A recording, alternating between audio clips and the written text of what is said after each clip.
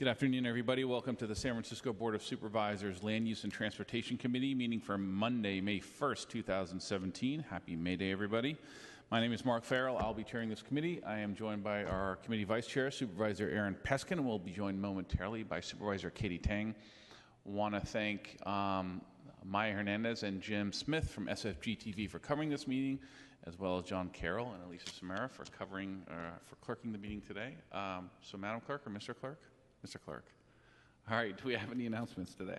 Yes, thank you. Please make sure to silence all cell phones and electronic devices. Completed speaker cards and copies of any documents to be included as part of the file should be submitted to the clerk. Items acted upon today will appear on the May 9th Board of Supervisors agenda unless otherwise stated. Okay, thank you, Mr. Clerk. With that, would you call item number 1? Agenda item number 1 is an ordinance amending the planning code to require additional affordable housing or payment of a fee for certain sites that obtained higher residential development potential as a result of the rezoning of the Divisadero Street NCD and Fillmore Street NCD, and making appropriate findings. Okay, thank you, Mr. Clerk. So, colleagues, at the request of the legislative sponsor, we're going to continue this item to the call of the chair, but we'll do so after public comment, or if we have any comments up here.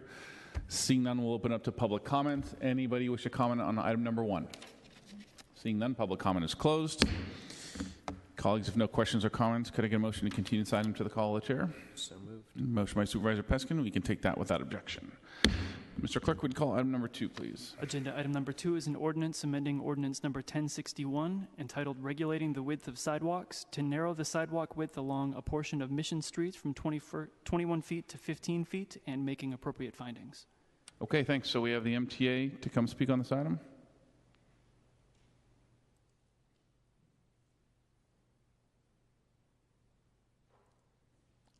Good afternoon, Supervisors. I'm Sean Kennedy with Transit Planning at the SFMTA. And I have a visual here to put on the overhead.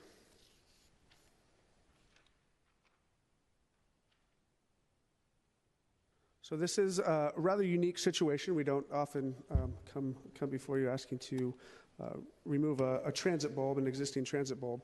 But this element of the project was included in a larger program along Mission Street to improve the safety and pedestrian transit reliability and pedestrian safety along the corridor in November of 2015. This specific project or element is included in the stop spacing segments of the project. Basically, we went to a rapid stop spacing on Mission to 24th Street, 20th, and 16th. With 22nd, which is the object today, being retained as a local stop. So that specific stop would maintain its local access. And we also did a road diet, going from 4 lanes to 3 lanes. Now, that basically means that the bulb at 22nd now, this is the proposed view, as you can see in the screen in front of you, and basically there's 14 feet now in the far side. This is looking northbound, left to right. If you look left to right, that's looking in the northbound direction. And you'll see that the sidewalk width on the far side leaves a traffic lane of about 14 feet. And this basically creates a situation where the rapid bus cannot pass a local bus stopped at this location. We are going to be adding transit bulbs, or not pursuing, we are adding transit bulbs at both 20th and 16th. We're extending the existing transit bulb at 16th in the southbound direction to make it longer, and adding a new bulb in the northbound direction at 16th. And we're also going to be adding a pedestrian bulb at 18th on the 18th Street segment of that intersection. And so this proposal removes this bulb at 22nd. You can see on this is the future look. It allows for 21-foot travel lane. Could you point to specifically where we're looking at here? Sure. So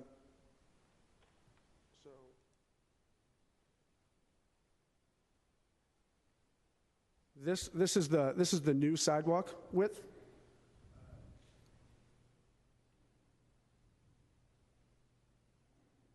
And as you can see there, that now leaves 21 feet for the travel lane. So this is a double yellow left line here.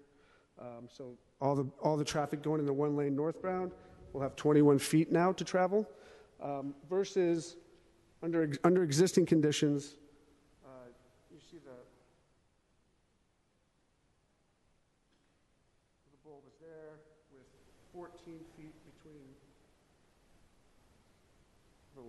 the lane and the curb.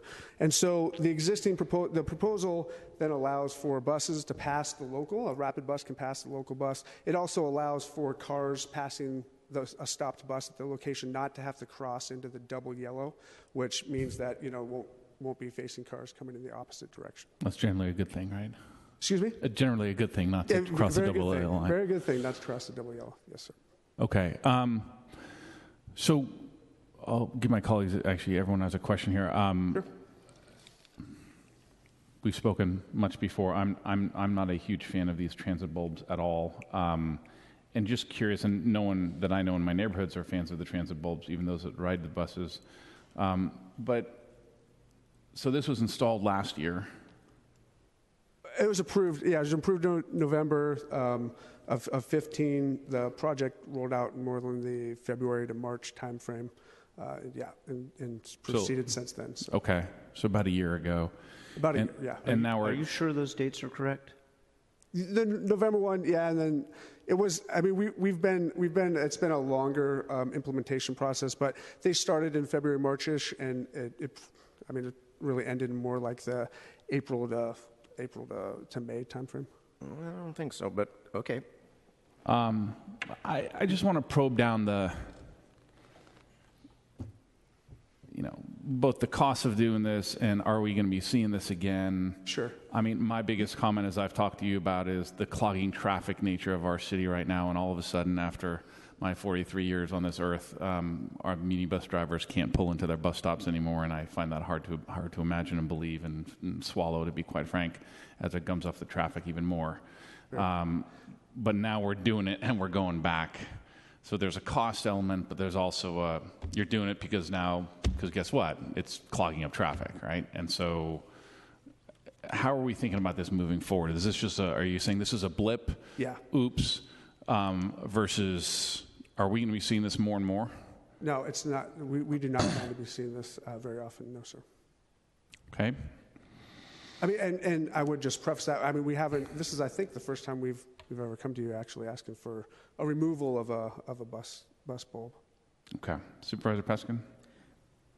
So let me get this right, Mr. Kennedy. What you're saying is that previously the MTA, by and through DPW with the concurrence of planning, asked for the sidewalk to be wider, and now you're asking for the sidewalk to come down to its former width. Is that correct? Yes, sir.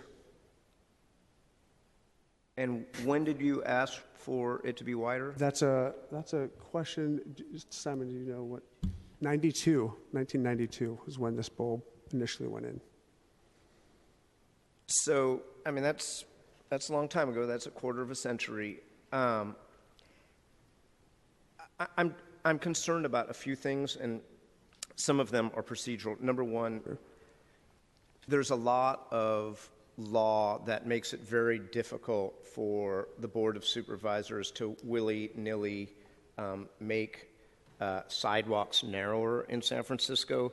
There's a lot of law that emanates from the middle of the 1900s that makes it much harder to close and take away streets, which was the fad at that time until Jane Jacobs told Robert Moses to cut it out, and our own Justin Herman was doing that here in San Francisco, and it turned out to be really horrible city planning, and so we now have general plans with all sorts of admonitions not to do that and requires ordinances by the board. So what I was going to say is a couple of things that don't go directly to what's before us, but one is that this packet that is before us is, and I mean no offense, but is really skimpy. I think the stuff that you just put on the screen, if it were part of the packet for not only decision makers like the three of us, but also for members of the public to see, would be much more helpful than this one engineered DPW drawing. I think having a little bit more kind of background from the agency would be helpful. And then finally, the general plan referral, and poor Mr. Sanchez is the only person here from planning today, I think is a little unfair.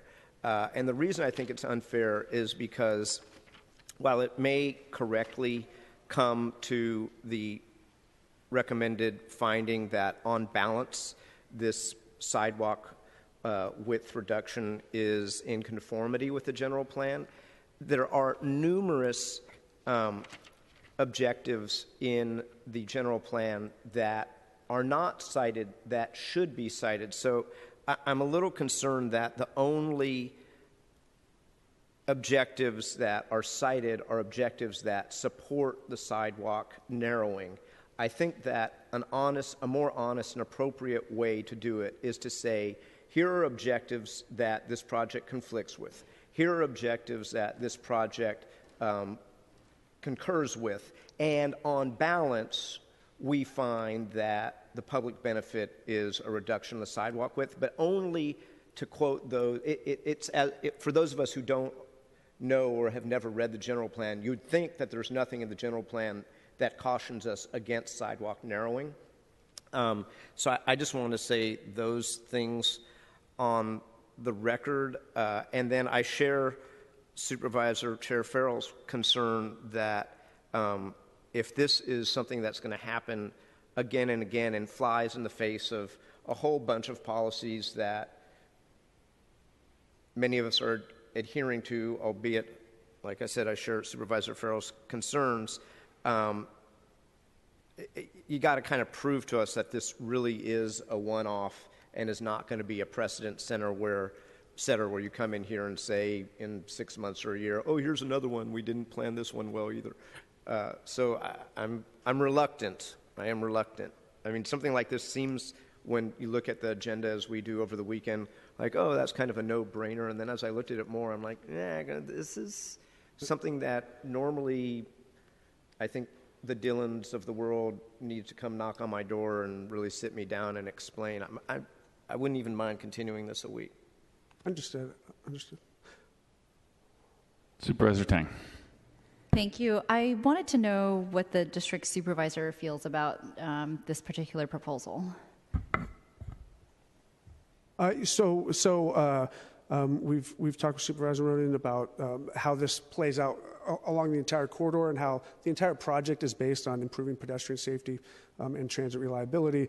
As noted, this particular bulb was implemented in 1992. So plans have changed, ideas have changed on how to improve Muni service and how to improve pedestrian safety over those years. And so we're looking at this as a holistic look in the entire corridor, not just the one intersection. And so I think Supervisor Ronan understands that larger goal that we're trying to accomplish with this. But did you run this particular proposal by her office? We and what was their feedback on this? We talked with it. Essentially what you guys are saying as well, which is we don't want to see this often. We want to support and improve pedestrian safety and pedestrian projects throughout the city, and this seemingly is going against that. But once again, we talked to her about the entire project, the entire length of the corridor, and how all these projects are working together to improve pedestrian safety and transit reliability. So. Okay. And then, I mean, I don't want to open up a can of worms, but I know that there were also issues around, the transit-only lane running through Mission. And so I don't know if you've had follow-up conversations with their office or whether this is something that is still going to continue to be permanent on Mission Street. But I'm just looking at the street view map right now because I'm trying to figure out what is going on. And so I see that the transit-only lane is something that I guess is adjacent to where you're trying to have the buses pull up for the non-rapid lines, right? Right. So the transit-only lane's in the southbound direction. And then in the northbound direction, we did what's called a road diet, so it went from 4 lanes to 3. In the northbound direction, there's only one existing traffic lane, and so that's why this was showing the northbound bulb specifically, because what happens is the lane now is so narrow that cars have to go into the double yellow to get around a stop bus at that location. Okay, so the changes that you're proposing are on the sides where there aren't the transit-only lanes. Right. Well, in this case, transit-only lane side, there's bulbs at both corners on 22nd, and we're proposing to remove both of those. Okay. Well, I would also. I didn't have a chance to speak with Supervisor Ronan yet, unfortunately. So I would be okay with continuing it for a week if we could, have a little bit more conversation with her. Okay. Colleagues, any further questions, comments? Okay, we'll open this up to public comment. Anybody wish to comment on item number 2? Okay, seeing none, public comment is closed. Colleagues? I'd make a motion to continue this 1 week. Okay, motion by Supervisor Peskin, and we can take that without objection.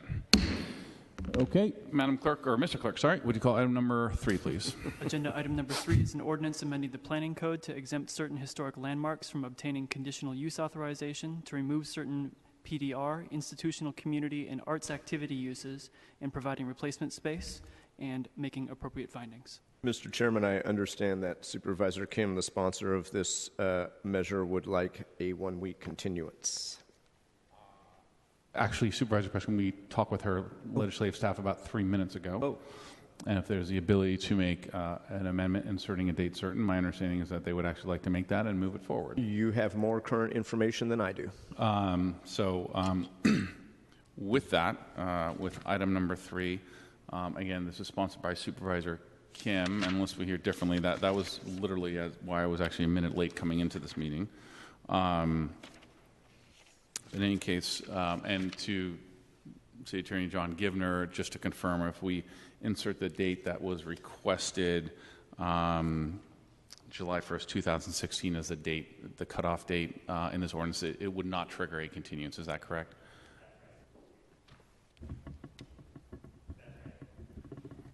That's right. You could make the amendment today and forward it to the full board.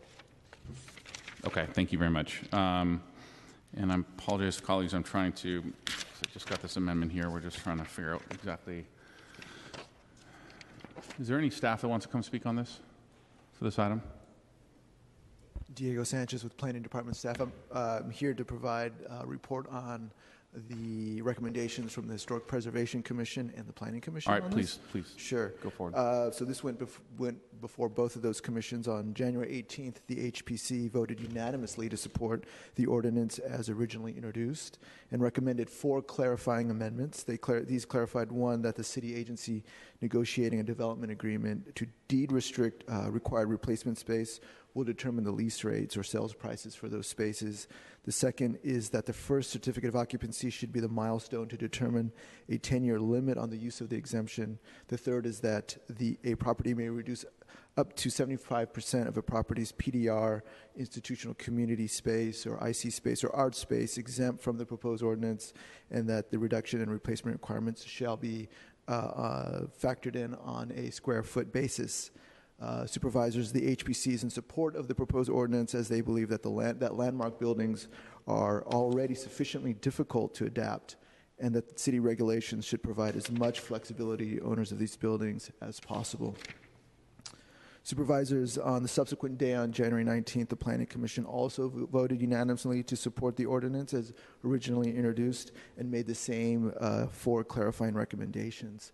The Planning Commission also added a substantive recommendation to limit the proposed exemption to total conversions of no more than 49,999 square feet and to buildings landmarked or individually listed on the National Register of Historic Places as of July 1st, 2016. They made this recommendation out of a concern to limit the loss of PDR, IC, and art spaces. The department would like to thank Supervisor Kim's office for including the suggested recommendations. And this concludes my presentation. Thank you. Thank you, Dio. Quick question for you, just to clarify that the last Planning Commission recommendations, the 49,999 square foot is in the legislation already, and what we are missing is that date. We are missing the July 1st date. Right. The 49,999 is incorporated in a slightly different way, but it's there. Okay. That's on page 6 at line Correct. 9, 9. 499. Mm-hmm. And that's where the July 1st date would go. And this is from our planning department. Yeah, that's where the July Right. 1st, 2016 date would go Okay. on line 9 of page 6 of the Okay. substitute ordinance. Great. So again, colleagues, that's my understanding from the legislative sponsors staff. I think if somehow that was mistaken or it was wrong, we can certainly boot it back to committee, if you will. But I would like to, if we can, move it off the calendar, if we have general support for that. With that, colleagues, if no other questions, I'd like to open up to public comment. Anybody wish to comment on item number 3? Okay, seeing none, public comment is closed. So, colleagues, then I'd like to entertain a motion to add the words on page 6, line 9, after Register of Historic Places, insert as of July 1, 2016. So moved. Motion by Supervisor Peskin on the amendment, and we can take that without objection. And then to approve the underlying item as amended. With recommendation. Okay. Motion by Supervisor Peskin. We can also take that without objection. Okay, Mr. Clerk, would you call item 4, please? Agenda item number 4 is an ordinance amending the planning code and zoning map to prohibit gym and massage uses in PDR zoning districts, eliminate the transit-oriented retail SUD, correct the height limits for certain parcels in the urban mixed-use district to allow ground floor PDR, and making appropriate findings. Okay, thank you very much. We have staff here to speak on this item.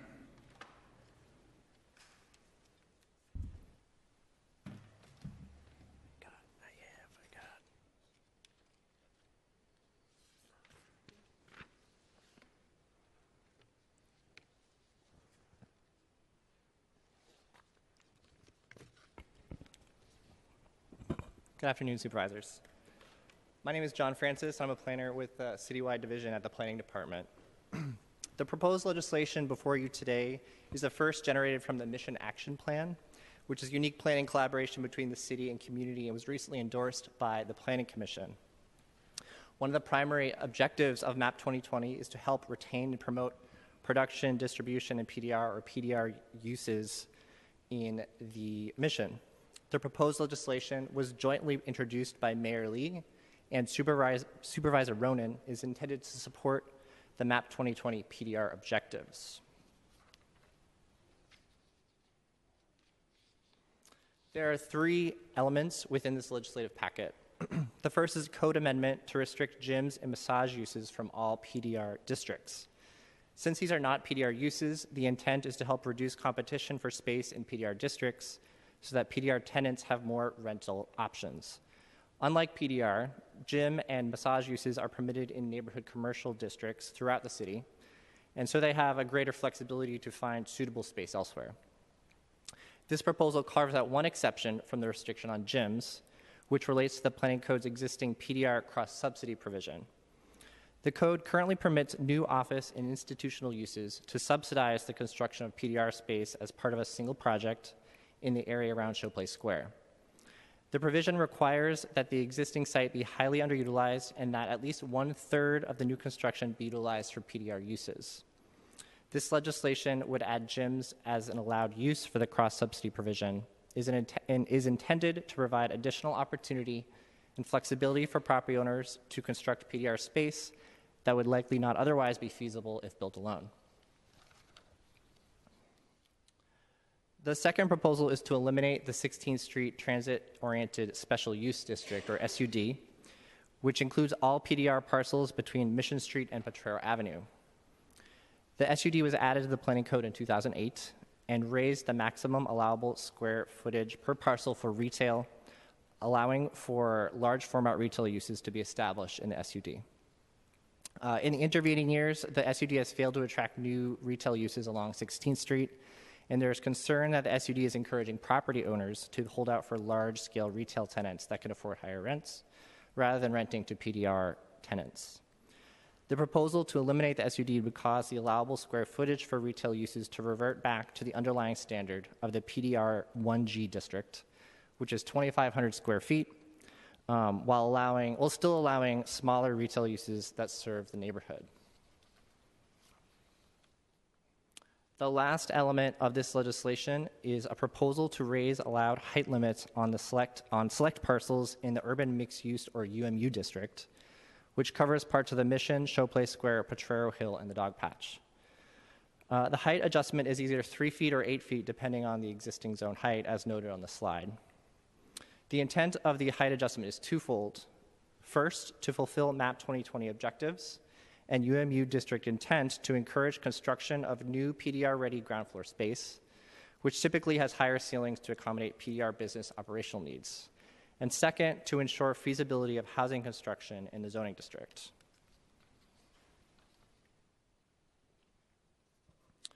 The context for this proposed height adjustment is traced back to the 2008 Eastern Neighborhoods Plan, which created the UMU zoning district to accommodate a mix of residential, retail, and PDR uses. In order to encourage flexible ground floors in the UMU that could readily host PDR uses, the planning code was amended to require 17-foot floor-to-floor ground floor heights. At the same time, allowed heights were raised for the majority of UMU parcels to allow for the higher ground floor. However, approximately 225 parcels were not upzoned at the time, which resulted in their losing the ability to build the number of stories generally intended for their height district.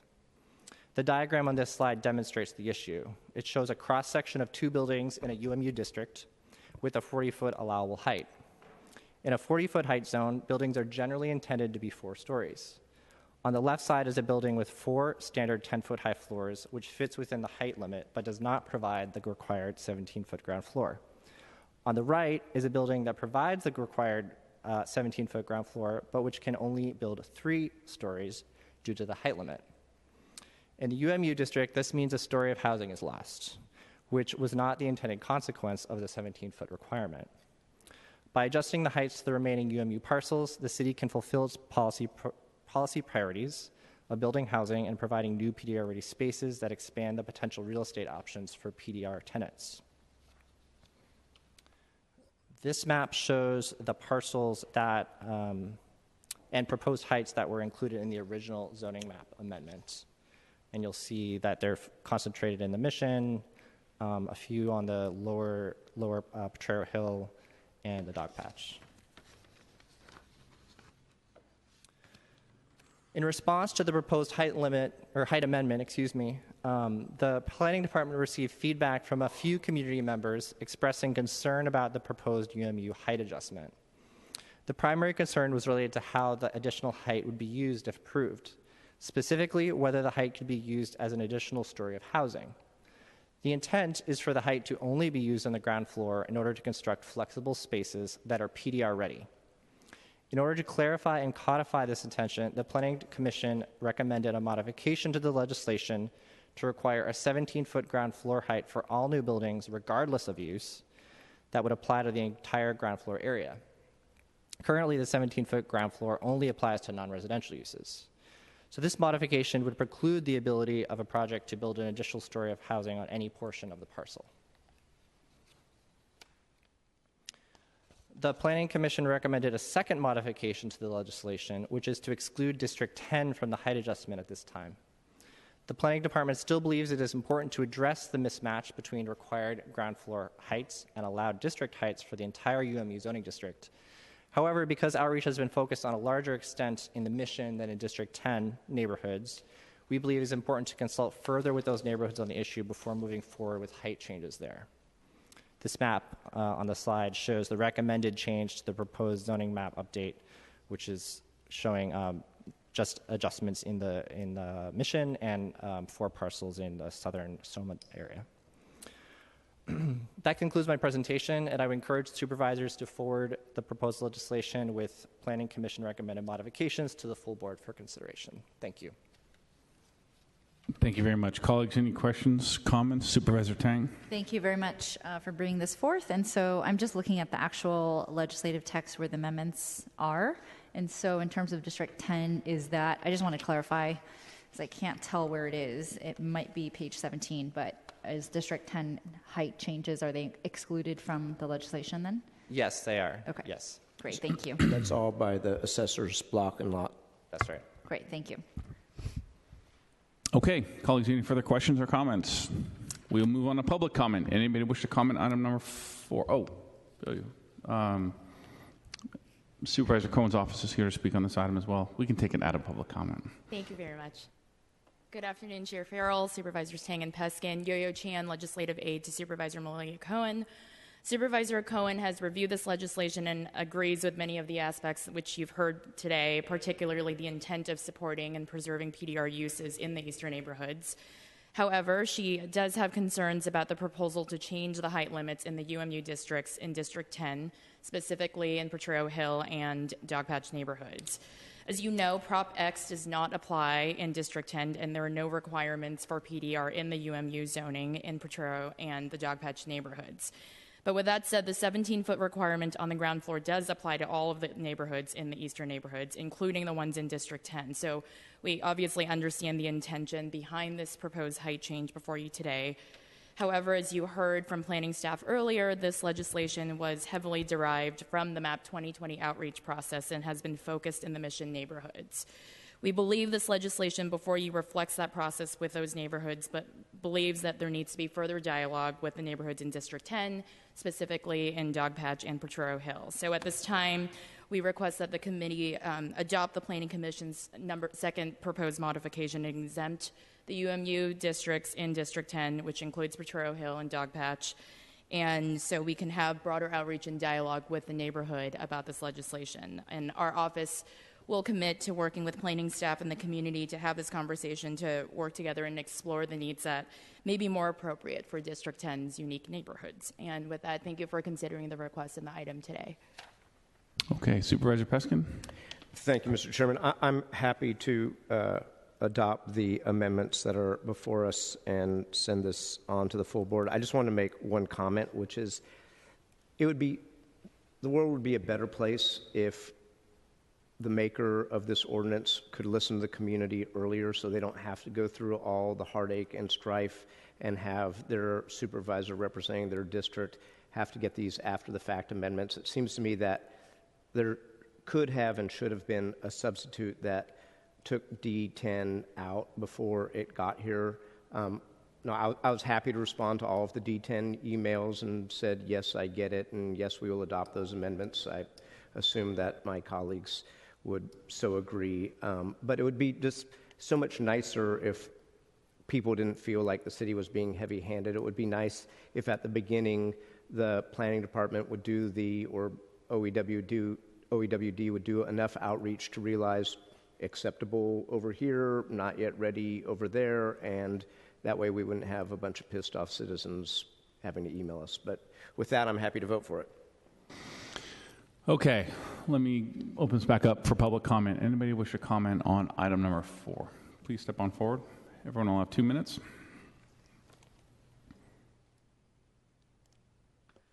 Good afternoon, Supervisors. I'm Allison Heath. I'm speaking on behalf of Grow Potrero Responsibly, Save the Hill, and the Potrero Boosters Neighborhood Organization.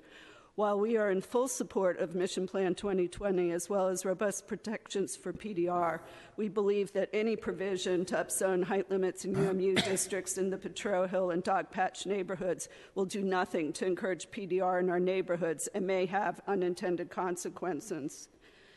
The ordinance has been described as a correction to zone heights that were inadvertently put in place back in 2008. Nothing could be further from the truth.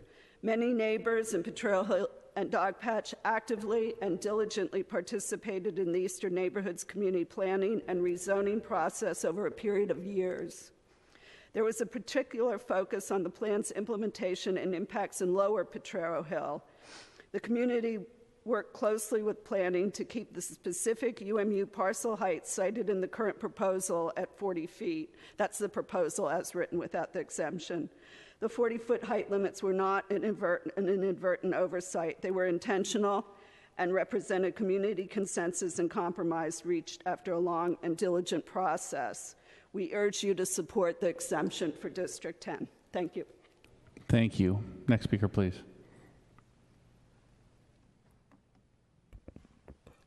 Good afternoon, Supervisors. My name is J.R. Epler. I'm president of the Potrero Boosters Neighborhood Association. I'm going to be very brief. I just want to thank Supervisor Cohen's office and particularly Yo-Yo Chan for working with us on this issue to exempt District 10 from this piece of legislation.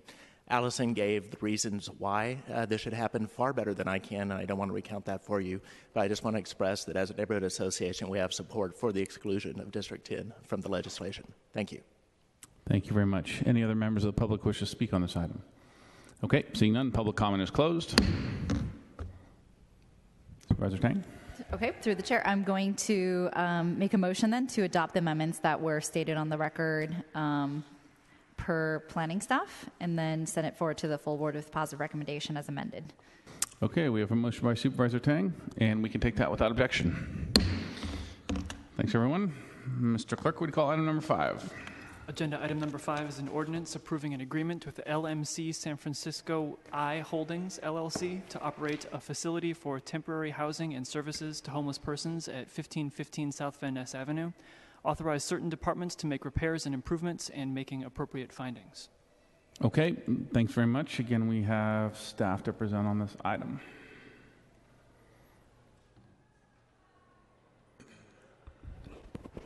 Good afternoon, Chair Farrell, Supervisors Peskin and Tang. I'm here this afternoon to present our ordinance co-sponsored by Supervisor Ronan, who I know would be here today, but she is observing May Day demonstrations. So as we all know, there is the city is experiencing a public health and safety crisis with the prevalence of homelessness on our streets. Our point-in-time homeless count from 2015 indicated that we had about 6,500 individuals living on the streets unsheltered. Currently, citywide, approximately 1,000 of these individuals are living in tents, and about half of those, a little less than half of those, are in tents on the streets in the Mission neighborhood. We as a city operate 17 shelters. Our Department of Homelessness currently runs 2 navigation centers. These centers seek to significantly reduce homelessness in San Francisco by guiding individuals experiencing long-term homelessness into long-term supportive housing. While we are continuing to work to open additional navigation centers, it has become abundantly clear that the homeless and health and safety crisis in the Mission is at a breaking point. Thankfully, Lennar Multifamily, the owners of the property at 1515 South Van Ness, recognizes this and has offered to allow the city to use the property as a temporary navigation center while they await permits to build the housing that will eventually occupy the site. Given the severity of the health and safety crisis on the streets in the Mission, we have a limited opportunity at the site to provide individuals with services and to direct them to sustainable, safe, and humane living options. This ordinance that is specific only to the site, 1515 South Van Ness, which again was worked on every step of the way with Supervisor Ronan and her staff, will allow the city to move quickly towards the construction of this temporary shelter. Last week, we held a very well-attended community meeting led by Supervisor Ronan. At this meeting, we discussed the proposal for the use of the site as a temporary navigation center. There was, of course, a number of people that had questions about the use. However, there also had a significant number of people who supported the temporary use as a navigation center. Through navigation centers, we have successfully moved 1,300 individuals into supportive housing, and 68% of those into long-term housing. I respectfully ask for your support on this ordinance and that you move it to the full board as a committee report with a positive recommendation. Sam Dodge from the Department of Homeless and Housing and Supportive Services is here. Should you have any additional questions about the operations? Okay, thank you very much. Colleagues, any questions? Supervisor Peskin? Yeah, the only question I have is insofar as for all intents and purposes, this is a 6-month lease on obviously a very decent financial basis for the city. How much is it going to actually cost to improve the place for that period of time, and what are you guys eyeing post January 15, 2018? You want to answer it? Supervisor Sam Dodge, Department of Homelessness and Supportive Housing. I haven't seen the latest numbers from Public Works, but from what I understand, it's in the neighborhood of around $400,000 to bring in temporary trailers with bathrooms and showers to do the necessary life safety upgrades. It is pretty well situated in that it has a functioning sprinkler system and a nice layout for the temporary use. As far as the second question about what happens after this closes down, next February or March, it would be, we're working diligently with Salvation Army on a site at 520 Jesse Street, which would be able to act as an intake and kind of triage from people coming in off the street. And so that would be able to kind of serve in this place where this is going to be a sort of neighborhood-specific response. We know that we need a citywide response, and the 520 Jesse will be a good way to transition to what we need more long-term for our system. And will any of this, getting near to a $500,000 investment, be redeployable? Yes. And I don't have the exact figures, but depending if we lease or buy those shower and toilet trailers, they could be redeployable. We leased them when we did Pier 80 last year, and so I think it just comes down to the economics, whether it's better to lease or buy.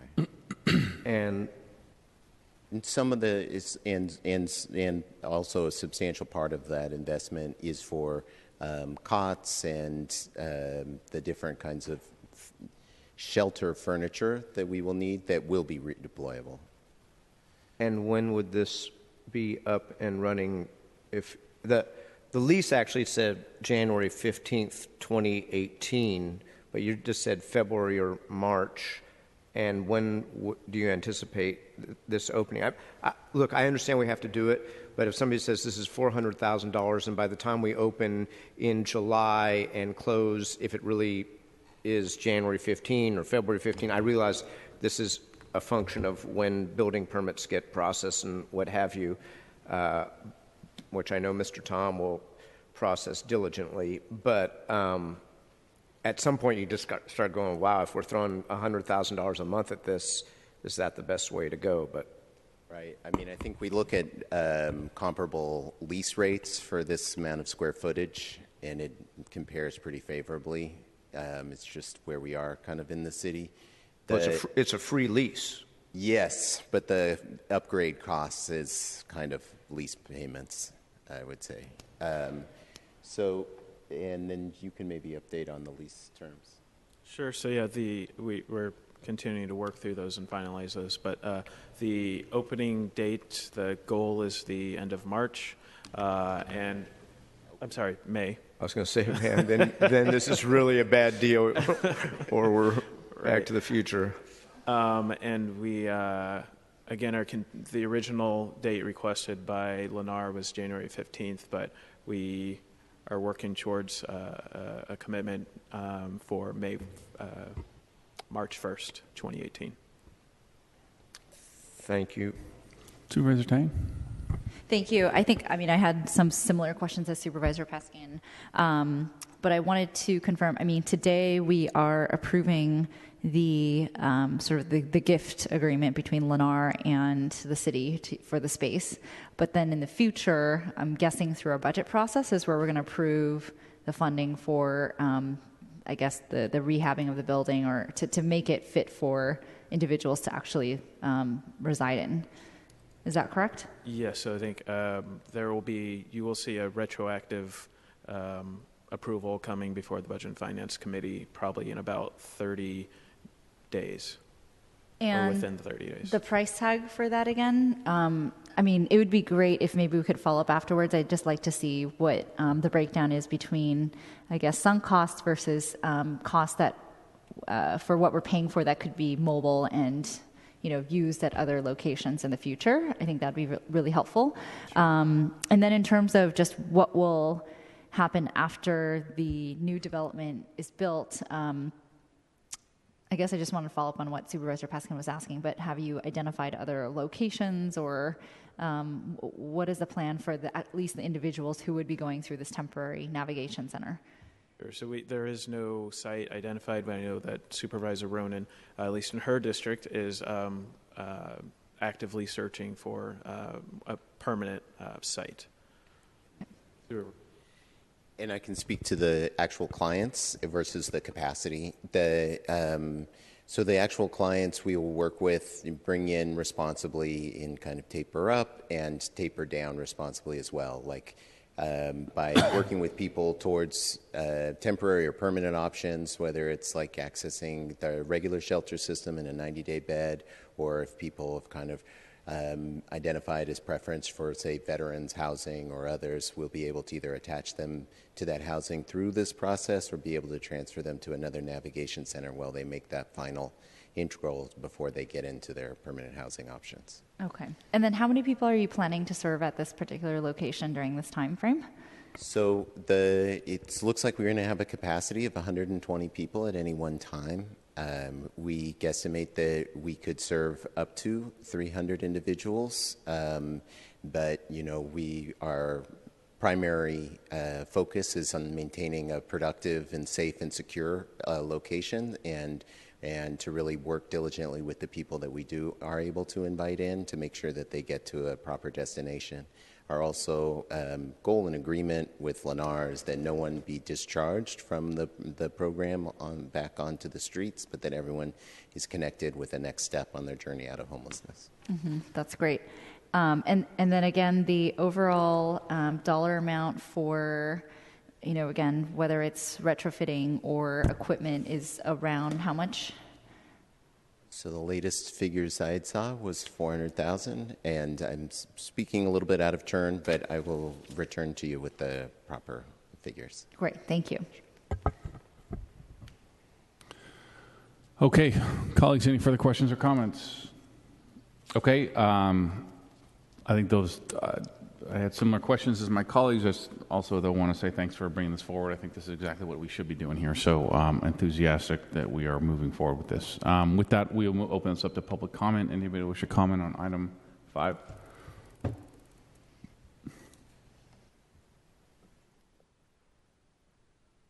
Good afternoon, supervisors. Rob Poole with the Housing Action Coalition. I hope you all had a nice weekend in the sun.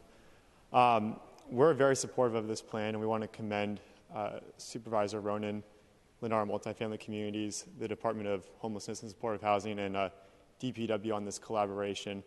Entitlements take so long in this city, so if we have these derelict spaces that could be put to better use on a temporary basis, like the hall, for example, or in this case, it makes total sense. And kind of taking my work hat off here, I had the opportunity to go on a tour of the 1950 Mission Navigation Center about 2 months ago, courtesy of the Department of Homelessness and Supportive Housing, and it's terrific. I really commend what that agency is doing. I imagine the people who go through there really value having a couple months to just take a breather and collect themselves. And I think the statistics from that first report about that center were very encouraging about giving these people the opportunity to reconnect with their families or obtain permanent supportive housing. So I hope we can support this today. And I'm a District 5 resident, so Supervisor Breed, if you're watching, I would love to have one in my district too. And whatever I can do to help, let me know. Take care. Thanks very much. Any other members of the public wish to speak on item number 5? Seeing none, public comment is closed. Colleagues, if no questions, a motion? I'll make a motion then to send forth item 5 to the full board with positive recommendation as a committee report. Okay, motion by Supervisor Tang. We can take that without objection. Mr. Clerk, do we have any other business in front of us? There is no further business. Okay, thanks everybody. We are adjourned.